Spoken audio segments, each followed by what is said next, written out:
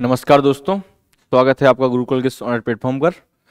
और सिलोगिज्म का एक टॉपिक है पॉसिबिलिटी, उसको आज देखेंगे। बहुत नॉर्मल सा टॉपिक है, बस कुछ चीज़ें आपको याद रखनी होंगी। और मेंस में पिछले साल सीपीयू में तो एक क्वेश्चन देखा था, मेंस में भी एक शिफ्ट में क्वेश्चन आया था। तो चांस है कि आपको इस क्वेश्चन में परेशानी पैदा ना हो। और एक कट्टा इसलिए लगा है कि इस क्वेश्चन को इस तरीके से नहीं करना है।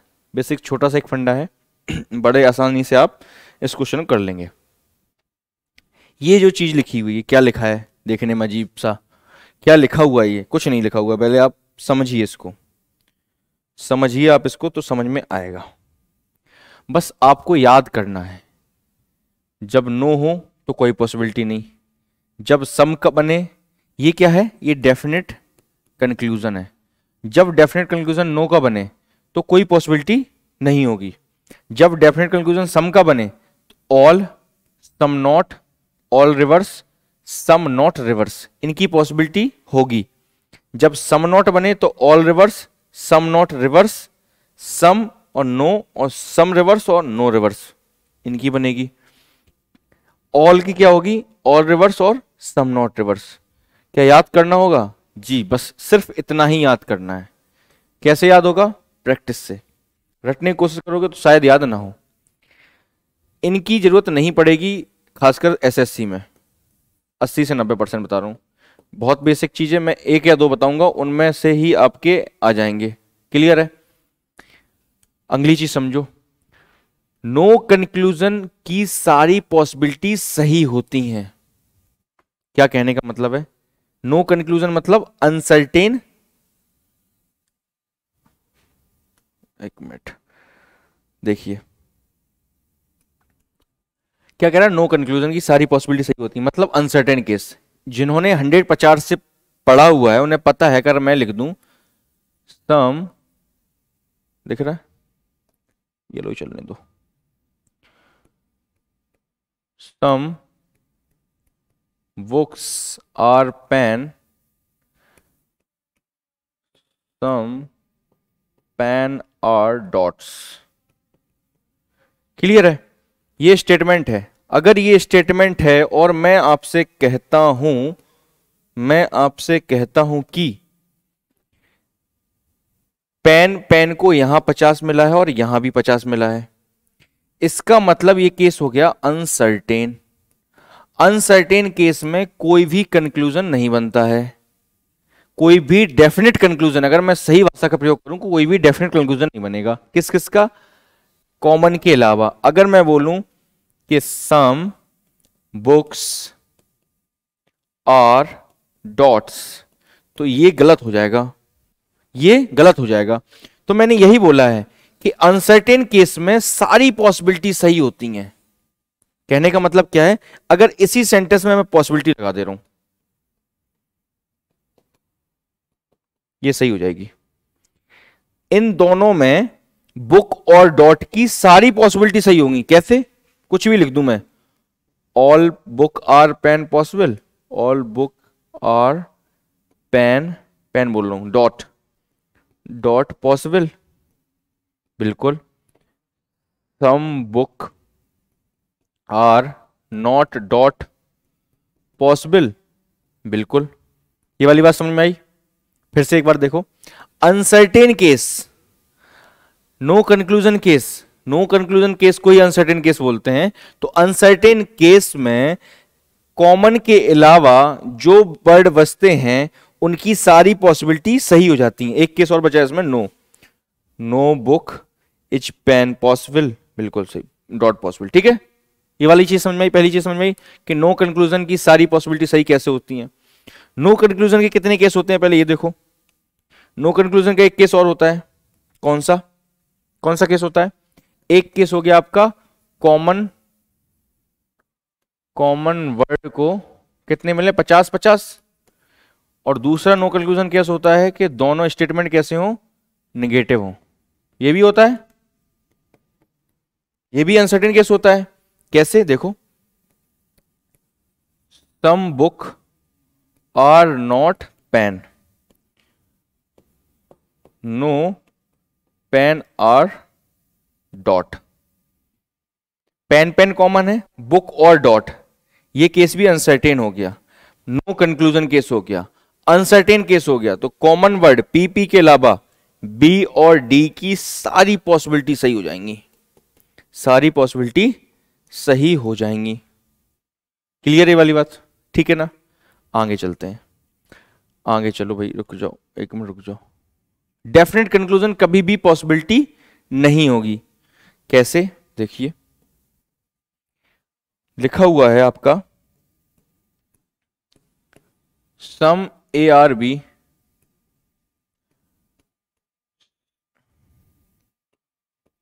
ऑल बी आर सी, ठीक है। कंक्लूजन क्या कहता है? कंक्लूजन इसमें लिख दिया सम ए आर सी। अगर कोडिंग लगाने के बाद, आपने कोडिंग लगाई 50 50 100 50, केस है अनसर्टेन, सर्टेन केस है, तो ए और सी बन सकता है।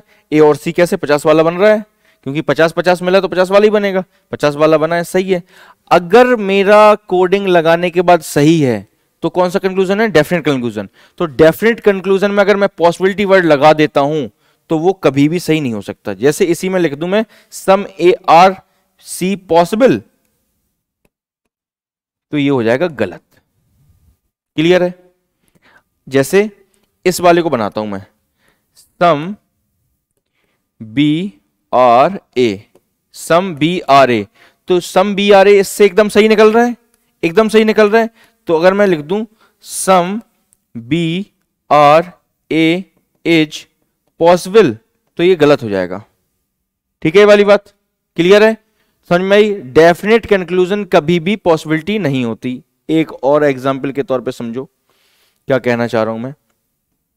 देखो जैसे लिख के आया all A are B, all B are C, all C are D, ये लिख दिया, ये लिख दिया। अब आया some A are C is possible, दूसरा लिख दिया some A are D is possible. Clear? ये लिखा है, तो क्या ये सही होगा? नहीं। ये वाली बात सही है कि नहीं, ये बताने के लिए आपको यहां देखना पड़ेगा। केस सारे सर्टेन है, ठीक है, सारे सर्टेन केस हैं। ए और सी कैसे बनेगा? इन दोनों से मिलके बनेगा, इन दोनों से बनेगा। तो इनको कितना मिला है? यहां 100 मिला है, यहां कितना मिला है? 50। तो 50 50 वाला एकदम केस सही है। तो जब एकदम सही है डेफिनेट कंक्लूजन, तो पॉसिबिलिटी वाला नहीं बन सकता। ए और डी तीनों से मिलके बनेगा, तीनों सर्टेन केस हैं। इसमें 100 मिला है, यहां 50 मिला है, तो यहां 50 और यहां 50 मिला है, तो एकदम सही है। जब डेफिनेट कंक्लूजन है तो पॉसिबिलिटी वाला नहीं हो सकता। क्लियर है? और देख लो अगर समझ में नहीं आया अभी भी तो, नो सी आर ए और ऑल ए आर डी, कुछ ऐसा लिख दिया है। और मैंने लिखा है सम सी आर, नहीं some D, some C are not D, ये लिख दिया मैंने। Some C are not D ये लिखा है। तो यहां कितना मिला है? 100, यहां कितना मिला है? 50। दोनों केस कैसे हो गए? नेगेटिव। तो ये नेगेटिव एकदम सही बात है। सी को 100 मिला है और यहां कितना मिला है? ओ सॉरी, यहां लिख देता, कंफ्यूज हो गया मैं। चलो एक मिनट, यहां डी और यहां सी लिख दिया। तो यहां 50 से 50 आया है, यहां 100 से 100 आया है, एकदम सही है। अगर इसी में मैं पॉसिबिलिटी जोड़ दूं तो ये गलत हो जाएगा, क्योंकि ये कौन सा कंक्लूजन हो गया? Definite conclusion.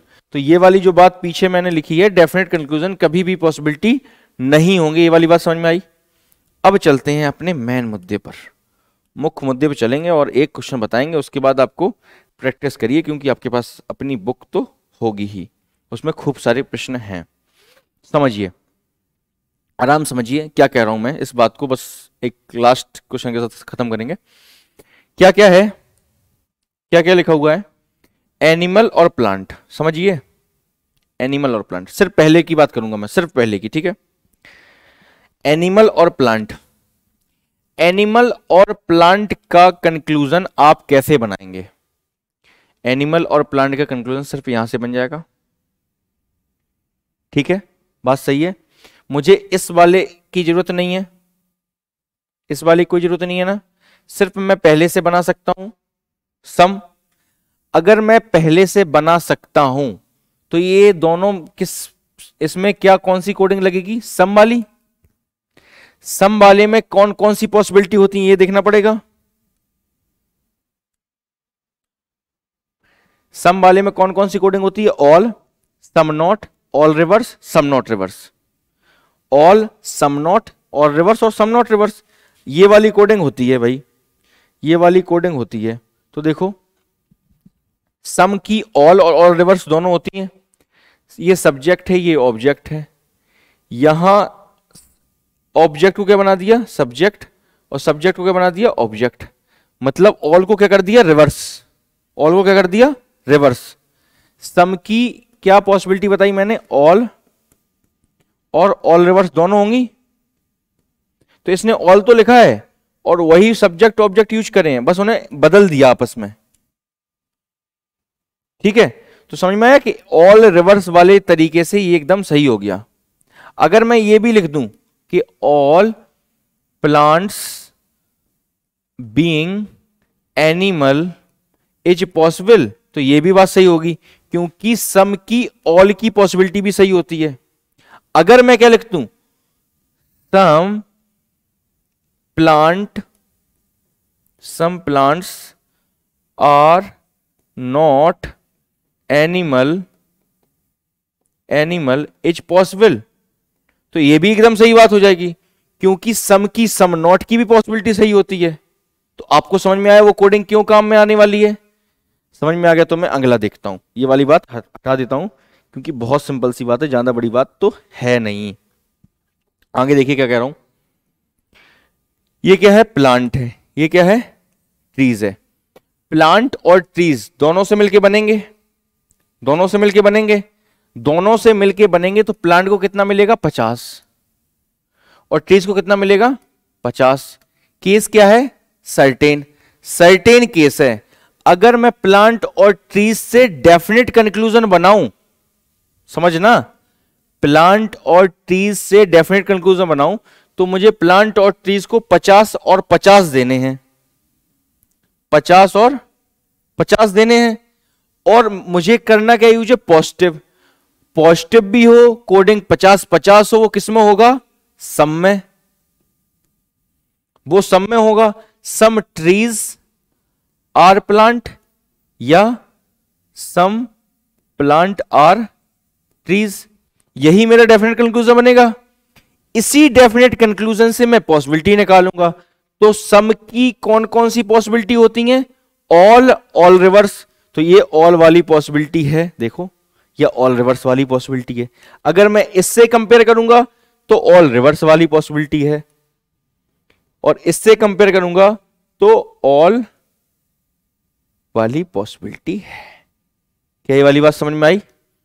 ये बहुत बेसिक सी बात है, आपको करना कुछ नहीं है, आपको एक बार डेफिनेट कंक्लूजन बनाना है, क्लियर है, और उसके बाद देखना है।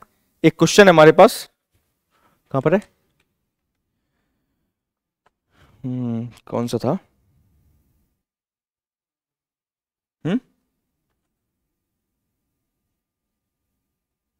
एक मिनट दीजिए। चलिए देखिए क्वेश्चन है, आपकी रेस का ही है, देखिए, all P are G, some G are P and all B are C, ये है आपके स्टेटमेंट। कंक्लूजन एक दिया है, all P is being C is possible, ये पूछा है। बाकी सारे सिंपल से हैं, वो मुझे जानने नहीं है, मैं सिर्फ अभी बात कर रहा हूं अपने पॉसिबिलिटी पर। तो पॉसिबिलिटी पर बात कर रहा हूं तो मैं पॉसिबिलिटी की बात करूंगा। पी और सी, मुझे दिखा पी और सी, तो सी बी से जुड़ा, यहां यहां यहां, तीनों का यूज हो रहा है, तीनों का यूज हो रहा है। मैं 100-50 करूं और 100-50 करूं तो मुझे इन दो केस में ही अनसर्टेनिटी आ गई नजर। क्लियर है? अनसर्टेनिटी नजर आ गई। तो अगर पहले दूसरे में अनसर्टेनिटी है तो पहले और तीसरे में भी अनसर्टेनिटी होगी। इसके मतलब P और C का कोई भी डेफिनेट कंक्लूजन नहीं बन पाएगा। P और C का कोई भी डेफिनेट कंक्लूजन नहीं बन पाएगा। अगर P और C का कोई भी डेफिनेट कंक्लूजन नहीं बन पाएगा तो जिसका डेफिनेट कंक्लूजन नहीं बनता उसकी सारी पॉसिबिलिटी ठीक होती हैं। तो इसका मतलब ये बिल्कुल सही है। अगर मैं इसको ये भी लिख देता some P is C is possible, ये भी सही होता। अगर मैं लिख देता some P is not C is possible, ये भी सही होता। अगर मैं लिख देता no P is C possible, तो ये भी सही होता। आई होप आपको समझ में आया होगा। नहीं आया तो एक बार वीडियो दोबारा देखें, आपको 100% ये वाली बात समझ में आएगी। और बहुत बेसिक चीज है, और आपको याद किस किस का करना है वो मैं बता देता हूं एक बार। अरे ये रहा, आप सिर्फ सम का याद कीजिए, सिर्फ सम का। उसके अलावा आपको क्या करना है, ये दो चीजें जो मैंने बताई थी वो, नो कंक्लूजन की कोई पॉसिबिलिटी, सारी पॉसिबिलिटी होंगी, डेफिनेट कंक्लूजन की कोई भी पॉसिबिलिटी नहीं होंगी। बस इतनी सी बात याद रखिए, आपके लगभग सारे क्वेश्चन हो जाएंगे। अपनी गुरुकुल की जो मैथ्स रीजनिंग की बुक है उससे प्रैक्टिस कीजिए। मिलते हैं अगले शॉर्ट वीडियो के साथ। नमस्कार, जय हिंद।